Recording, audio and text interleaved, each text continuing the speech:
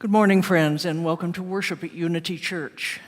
Welcome to this time we set aside each week to join as a free and inclusive religious community that supports our search for greater truth, meaning, and equity. This morning we stand on the homelands of the Dakota and Ojibwa nations. We honor with gratitude the people who have stewarded the land throughout the generations and their ongoing contributions to this region. We confess the injustices that we have committed against the Dakota and Ojibwa nations, and we intend to interrupt this legacy, beginning with acts of healing and honest storytelling about this place. This morning we worship both in person and online, a congregation gathered in time rather than in a single place. May we all enter into worship fully, not held back by fear or distraction or the unfamiliarity of new ways. Know that whatever brought you to the service this morning, you are welcome entirely as you are, with all your gifts, with all your wounds. If this is your first time attending a service, we invite you to complete a visitor card available in the pews and online so that we can provide you with more information about congregational life. Visitors are also invited to attend a Finding Yourself at Unity conversation each Sunday focused on a different topic about the church. Today, the conversation will explore Unitarian Universalist history. One announcement this morning. Those of you who are members and friends of the congregation received a communication recently that was an appeal for additional contributions to help us overcome a shortfall we are facing as a result of not having done our annual fundraiser. The decision was made to forego that because it would have been off-key given the emotional climate in the church. So we have a shortfall, and we invite either one-time congregation contributions or an addition to a pledge you may have already made. As the church stands on the threshold of a new chapter in church life, it's particularly important to begin that chapter on a solid financial footing. Any contributions you make will be much appreciated. After the service today, Merrill and I look forward to greeting those of you present in person and invite you to visit the parish hall for refreshments and conversation. Those joining the service online are invited to a Zoom coffee hour. And now let us prepare ourselves for worship with the ringing of the bell.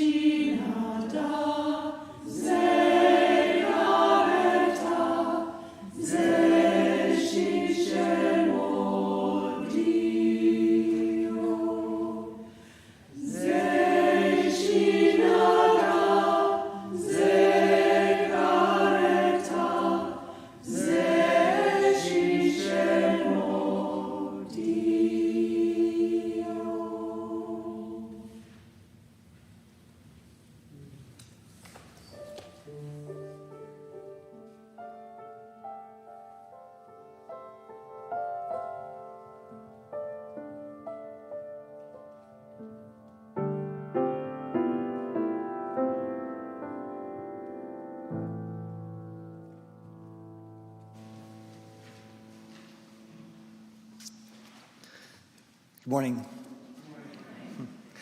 In honor of Mother's Day, I want to share with you a story of deception.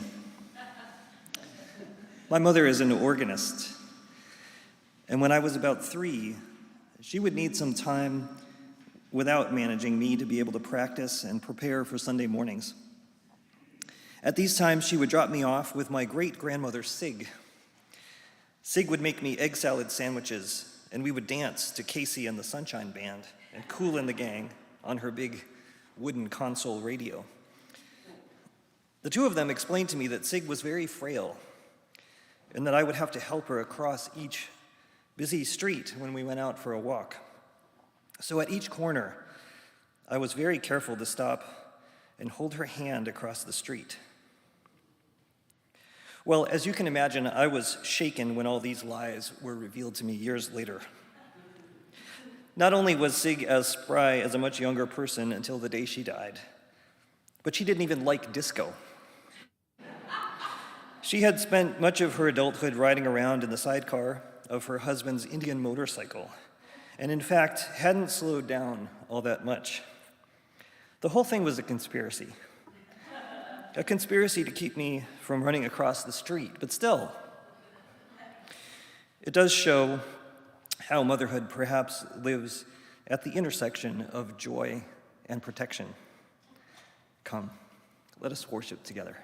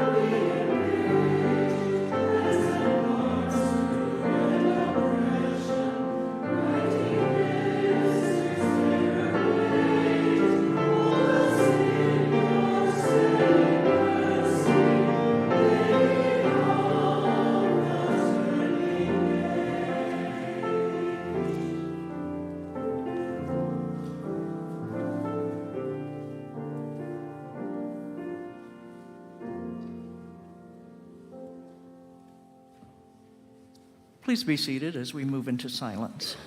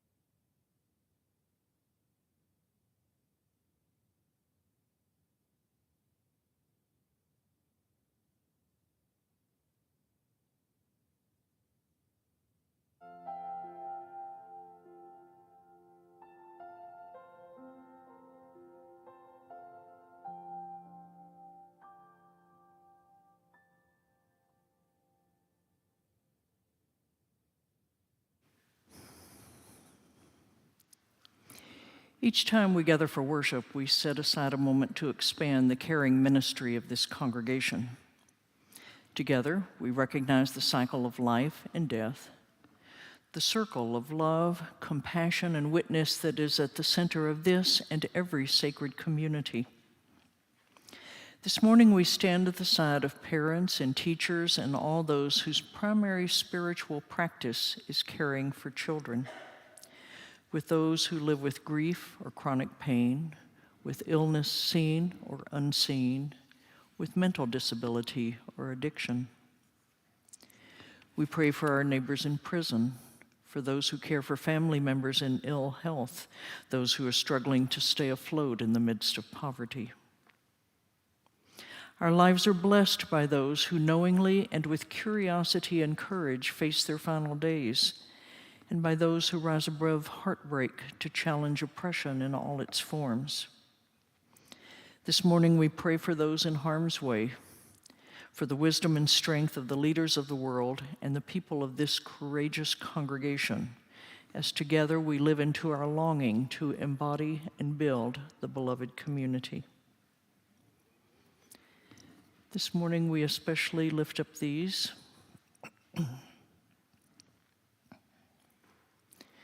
We hold Martha Eves in our thoughts and prayers following her recent hospitalization and return home Thursday to enter home hospice. Martha has lived with liver disease for over 3 years in the loving care of her husband, Bruce Benecki.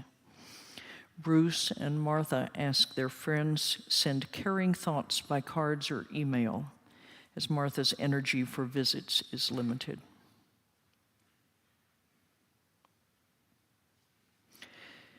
We also send love and care to Jill Mirrorsh, who is now in home hospice after living with cancer for many years. We hold Jill and her wider family in our hearts and prayers, including her parents Janelle and John Mirrorsh, her brother and sister-in-law Jeff Mirrorsh and Elisa Lane, and family Eric and Laurel Lane.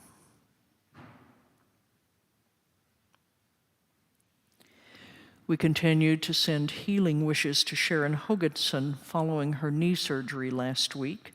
Sharon is now in Capitol View rehab and looking forward to going home by the middle of next week.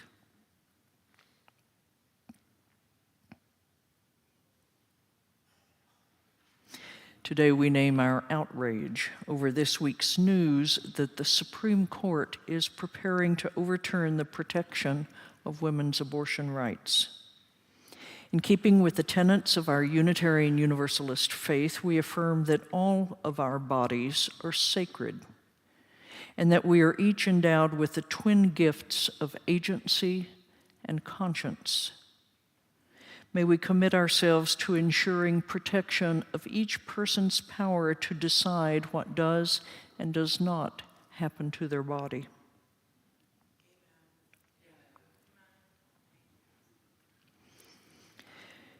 This morning, we stand in compassionate solidarity with our neighbors here at home and all around the world. May they and we be instruments of a just and lasting peace.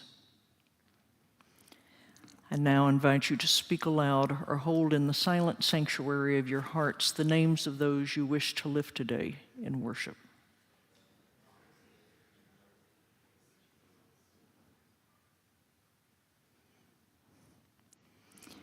Please join now in prayer.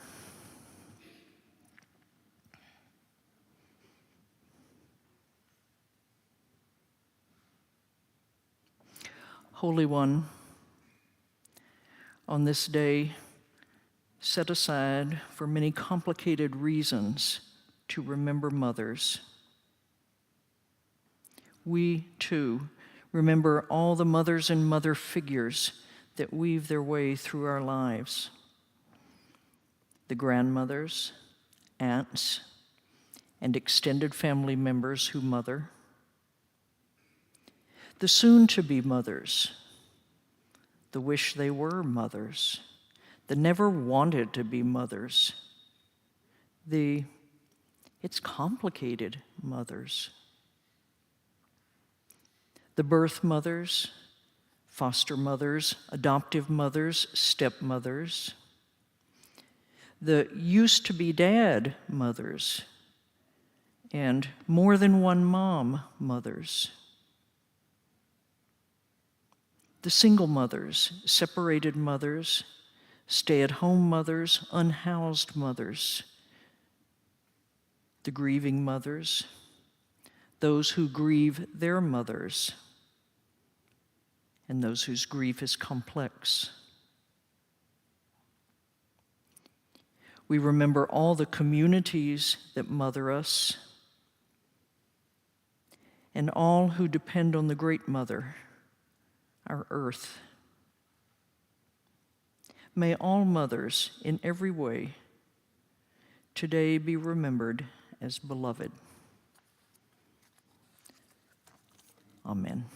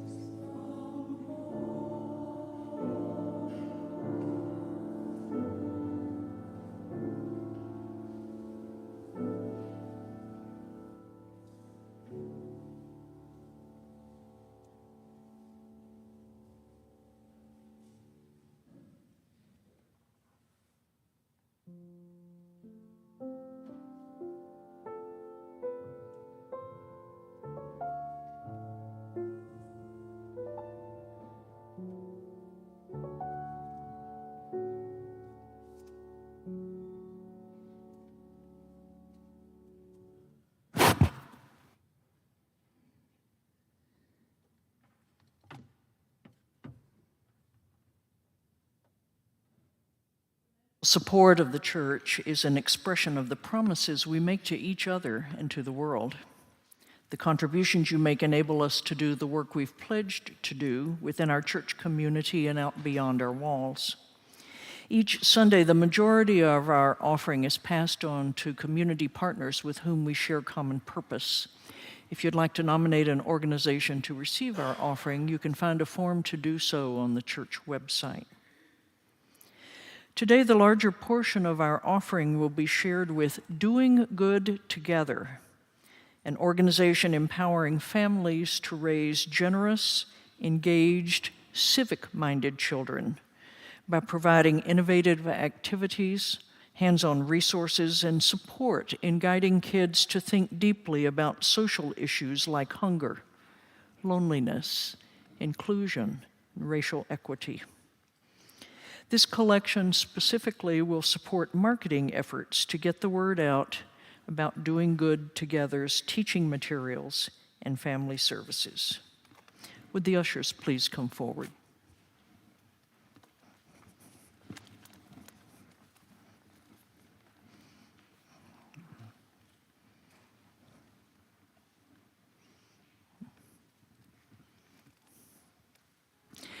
Please give as generously as you can, and know that we dedicate ourselves in these offerings to doing the wider work of the church, which is weaving a tapestry of love we call community.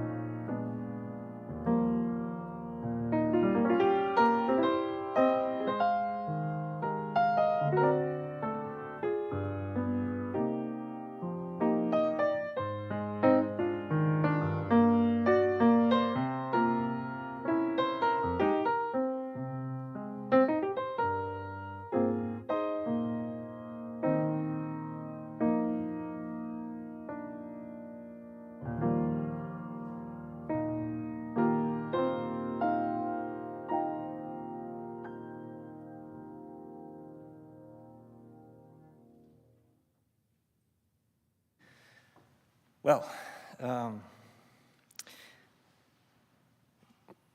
before I share a happy tale of hope and motherhood this morning, which I will do, I also need to take just a moment to share my anger and disappointment at Supreme Court Justice Samuel Alito's regressive and destructive opinion this week.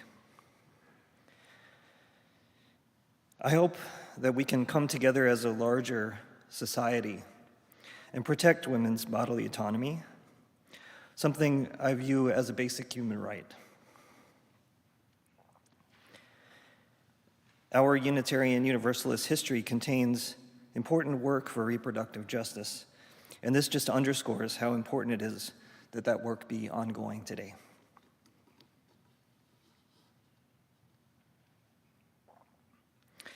So, within the first few months after my wife Denise and I started attending services here at Unity, Reverend Rob Eller Isaacs made reference to a song by the now Grammy-winning singer, songwriter, best-selling author, leader, and my personal inspiration, Brandi Carlile. I remember this vividly. It was in a sermon entitled Use Your Words on February 5th, 2017, inspired by the chorus of a song. You can dance in a hurricane, but only if you're standing in the eye. That afternoon, I wrote on social media, in an obvious ploy to hook me personally on this church, the minister incorporated Brandi Carlile directly into the sermon this morning. So you'll forgive me, I hope, if that episode bolstered my confidence to bring her back up today. As is often the case, I came into this morning's assignment without any clear idea if I knew anything about these intertwined themes, hope or motherhood. But for years I've been listening to a particular song and the stories that surround it and puzzling out why it moves me so deeply. The song is The Mother from Carlile's 2018 album, By the Way, I Forgive You. I also did the obvious thing, which was to call my own mother. Hi, Mom.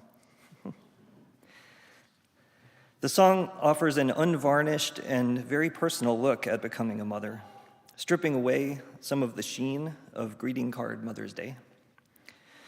It comes out of a certain struggle to understand what motherhood means, but from inside, the very thick of it. There's love, certainly, and humor, but also some honest doubt and ambivalence. Its observations, I think, are deepened by Carlile's specific experience in being a queer co-mother, where her wife, Catherine, has borne their 2 daughters, where they faced a harder road than was fair, finding a way to get married at a time when that was even more difficult, going through debilitating gender experiences with things like childbirth classes, and having Brandi's name placed in the father space on their daughter Evangeline's birth certificate. In introducing the song to an audience at Austin City Limits, she talked about how important it was for her to stand up, quote, in the great state of Texas and talk about her family's right to exist. All these things, I think, prompted her to probe what this means more deeply. And even though I am not a mother or a gay woman, for that matter, many of the overarching themes resonate even with me in remembering my own experience becoming a parent. I'll give you a few snippets here, but I do commend the whole song to you. It begins with a phrase that, if I have the story right, came out of a side conversation that Carlile had with Trina Shoemaker, the producer of her previous record. It starts, "Welcome to the end of being alone inside your mind. You're tethered to another, and you're worried all the time." This is a theme both my wife, Denise, and my mom talked about. How much to worry? How much worry is the right amount of worry? And how worry and hopes are ultimately intertwined. The arc of the song transitions from an advising you to she, meaning her new daughter, Evangeline. She sings, "The first things that she took from me were selfishness and sleep. She broke 1,000 heirlooms I was never meant to keep. She filled my life with color, canceled plans, and trashed my car. But none of that is ever who we are." Some of the superficial longings of everyday life get peeled away, maybe a bit painfully, to reveal a deeper truth. In the second half of the song, the wording turns from she to I, as Carlile imagines releasing some of the things she'll sacrifice, but in exchange for this new, rich relationship. "Outside of my windows are the mountains and the snow. I hold you while you're sleeping, and I wish that I could go. All my rowdy friends are out accomplishing their dreams, but I am the mother of Evangeline. They've still got their morning paper and their coffee and their time, and they still enjoy their evenings with the skeptics and the wine. Oh, but all the wonders I have seen, I will see a second time from inside of the ages through your eyes. To me, perhaps that's the crux of it. If I think of motherhood or mothering as an action, or more than that, as a way of being, then in some way it's accessible to all of us. Adoptive moms, moms of choice, gay moms, straight dads, gay dads, stepmoms. I did talk to my own mom about all of this on Monday. I have to be honest, it was a curious conversation. She told only positive stories, all of them about me. From the day she found out she was pregnant, she was elated, she said. All the way through happy episodes with me as a wee one until I left for college. I asked her about her mother, Dot, and her mother's mother, Sig, who we met earlier. I even said straight up, Mom, you realize you've only talked about me and very little of your own experience. But she was not dissuaded.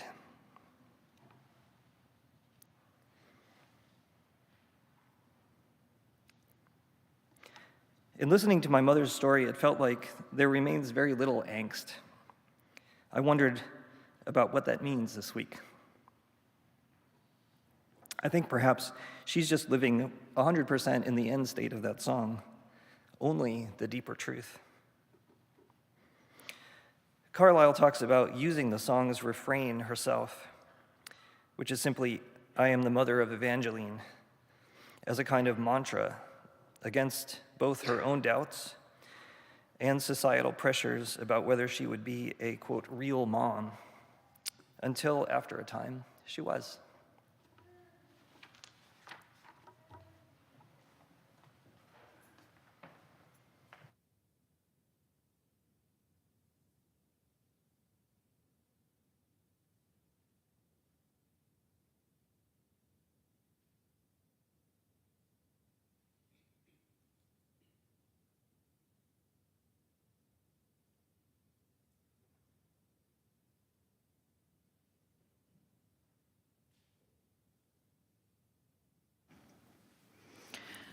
I remember one Sunday in my Sunday school class at the small-town Southern Baptist church we faithfully attended each week, gales of laughter erupting when someone asked whether Adam and Eve had belly buttons.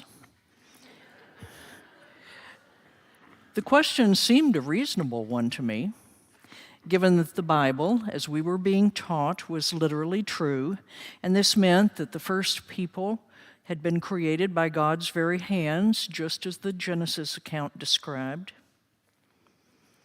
The snickering had less to do with the validity of the question and more with a faint suggestion that sex might be involved somehow. That was a bit unclear just how at that point in time. Any artist renderings we saw of Adam and Eve before their fall had their nakedness tastefully hidden behind bushes. So the laughing also stemmed from the mental images it conjured in us of the pair being seen without clothes on, because that's how we would need to see them in order to answer the belly button question. The teacher handled matters skillfully, having had years of experience with snickering kids. She replied that since God created Adam and Eve perfect and in the divine image, they would of course have had belly buttons, as all people do. Not till afterwards did I realize that she had actually unwittingly opened up an even more controversial theological question. Namely, if they were created in the image of God, that seemed to suggest that God also has a belly button. At which point one has to ask, well, where did that come from?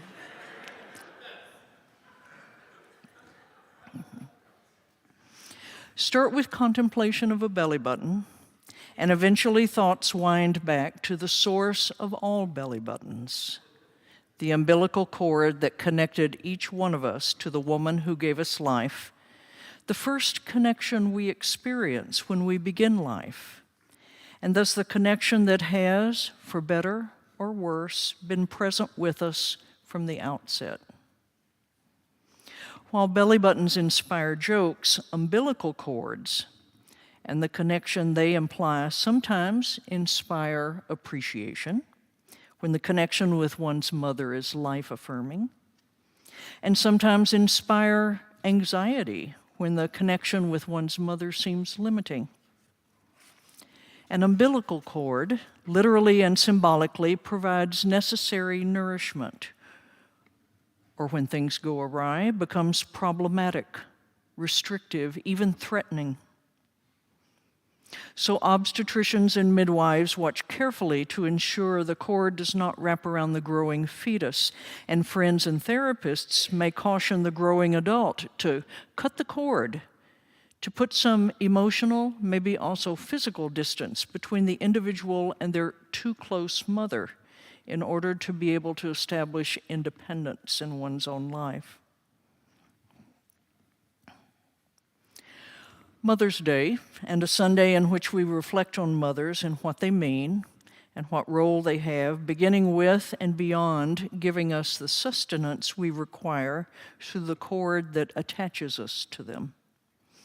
Our worship theme for May is hope, a quality and capacity that is supposedly offered to us, inspired in us by mothers in a traditional archetypal way. The mythic mother, the archetypal mother, teaches her children how to hold hope through the things she says and the way she lives. The mythic father, the archetypal father, orients the child to reality, to actual life and all the challenges it will bring. The mythic mother, the archetypal mother, holds out hope and possibility that moves beyond reality and its challenges. And the hope connected with the archetypal mother is not the superficial hope that looks toward a specific outcome, as that's an expectation and can come with a sense of entitlement. The hope mothers inspire is also not some vague belief that somehow everything will ultimately be okay, which is more wishful thinking than hope. Rather, the profound hope which we receive from an archetypal mother and maybe an actual mother is the conviction that there will be more than what there is at present, that the end has not yet been reached. But just how does mom, literal mom, or symbolic archetypal mom accomplish that for us? What is it about the role we assign mothers that brings some special gift for inspiring our capacity to hope? Especially, I find that puzzling, given that mothers are presented with a paradoxical set of marching orders. Mothers are challenged to protect us at all costs and give us plenty of room to learn life lessons on our own. Mothers are tasked with teaching us good manners and also recommended not to get upset when we make a terrible mess. Mothers are challenged to be always supportive, no matter the foolishness of the stories we tell her, the obvious mistakes that could have easily been prevented, no matter how tired she might be from the rest of her day, and she should also be ready to be present whenever we need her and to step aside and let go when we demand she do so. With such contradictory requirements, small wonder that relationships with mothers tend to be complicated often. And with such contradictory requirements, how could any mother ever possibly succeed at the job? And yet, success, absolute success, It's what many of us, encouraged endlessly by our culture, expect of our mothers. When she fails in some fashion, as all mothers do, it can take many years of living and seeing ourselves fall short before we become able to accept the failures of our mothers as inevitable, the shortcomings of a mere mortal. And it is in that very tension between certain failure and still reaching for success that hope is born. Given an impossible job of raising a helpless creature to independence, mothers only step into that job if they carry a measure of hope despite knowing they will fall short. But the vision of what that helpless creature might someday be is always out there. A call towards hope that the next day, maybe even the next hour, might be more than what seems possible.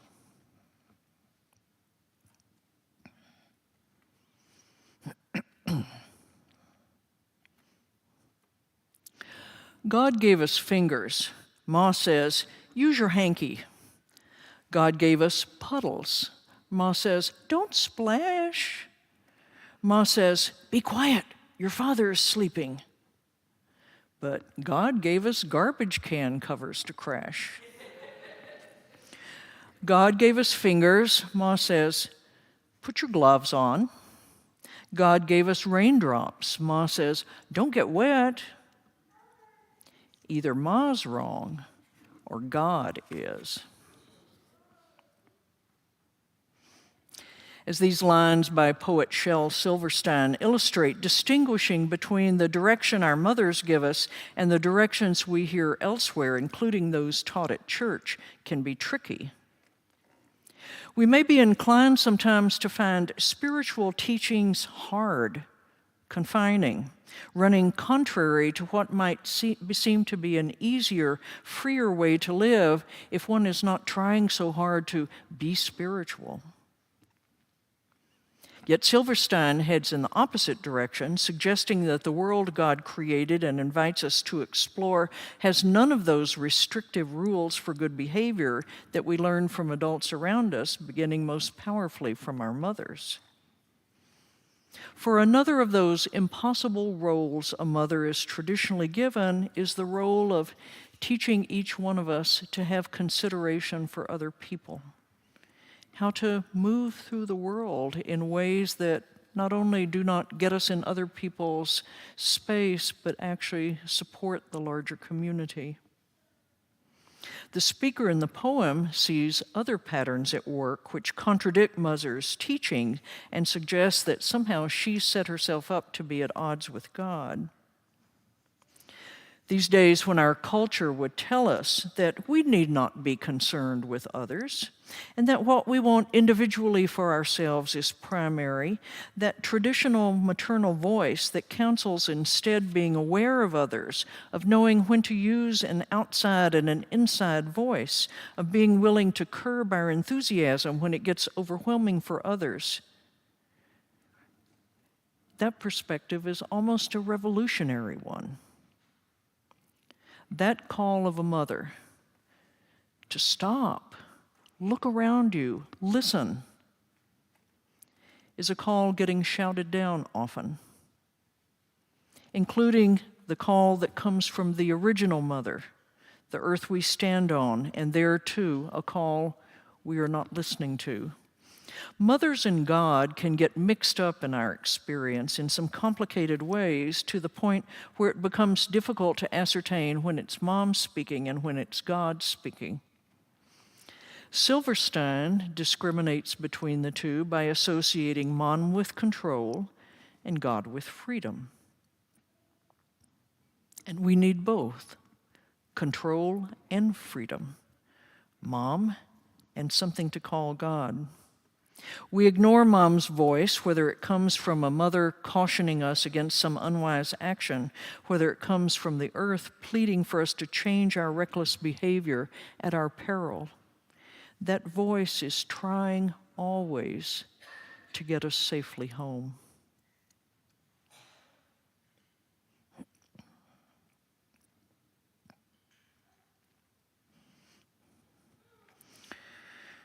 Over time, Mother's Day has drifted from its original intent and become a day for idolizing one's mother, buying her a gift, sending her flowers, taking her out for an expensive meal, going home to see her with no agenda and no task to be accomplished while in her home.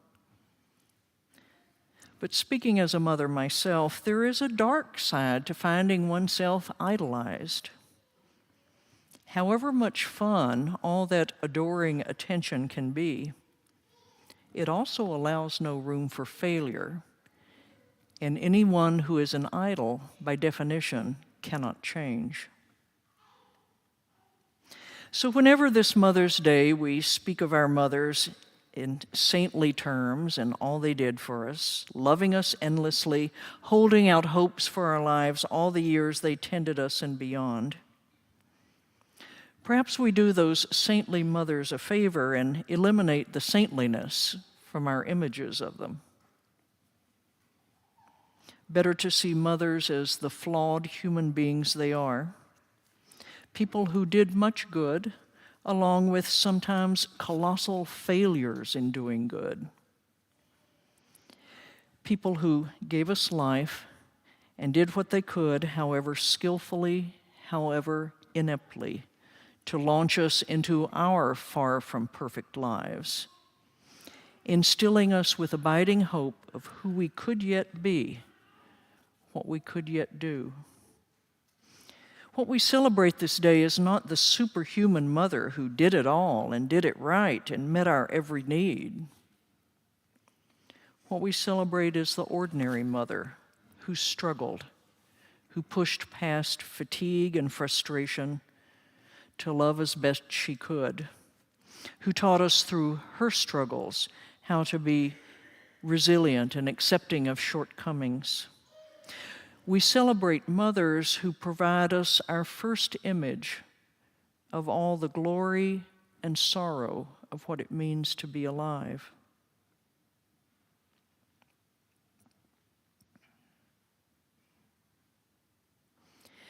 An Islamic story says that a man mourning the loss of his mother came to the Prophet Muhammad and asked, "Prophet, my mother has died. What shall I do for the good of her soul?" The prophet thought of the panting heat of the desert, and he replied, "Dig a well, that the thirsty may have water to drink." The man dug the well and said, "This have I done for my mother." This Mother's Day, along with cards and flowers and visits, may we take a moment to experience a heart that cares for others, the abiding definition of what mothering means. In doing so, we pay all mothers no greater tribute.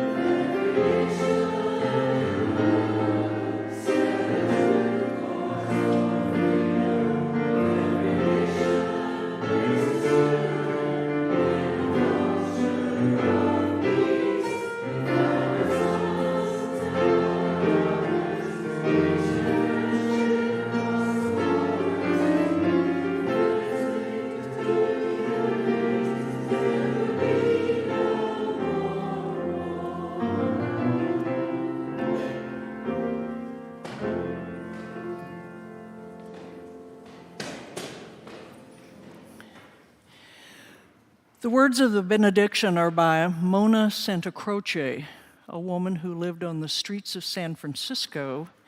These words were found pinned to her clothing when she died. She said it was a death poem she wanted to share. It has nothing whatsoever to do with Mother's Day. I've chosen these words to offer to you today in recognition of the journey this congregation will begin next Sunday as you begin a week with your ministerial candidate and consider calling her as your next senior minister. So in the spirit of candidating week, these words. Don't just stand there with your hair turning gray. Soon enough, the seas will sink your small island. So while there is still the illusion of time, set out for another shore. No need to pack a bag. You wouldn't be able to lift it into the boat. Give away all your collections. Take only some new seeds and an old stick. Send out some prayers on the wind before you sail. Don't be afraid. Someone is already waiting for you. Shalom, salam, namaste, amen.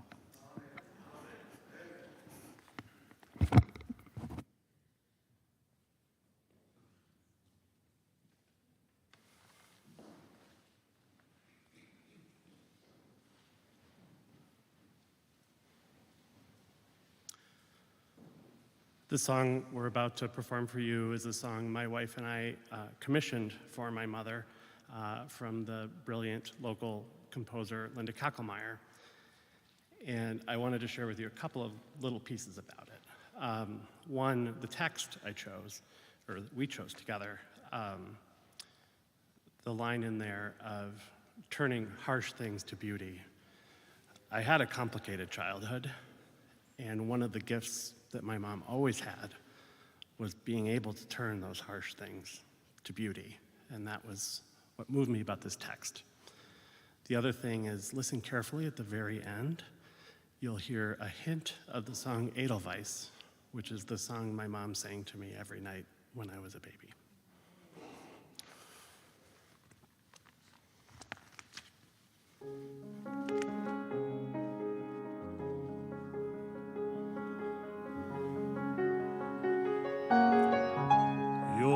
Love was like moonlight, turning harsh things to beauty, so that little wry souls beheld in your luminous spirit their own reflection, their own reflection, transfigured as in a shining stream, and loved you for what they are not.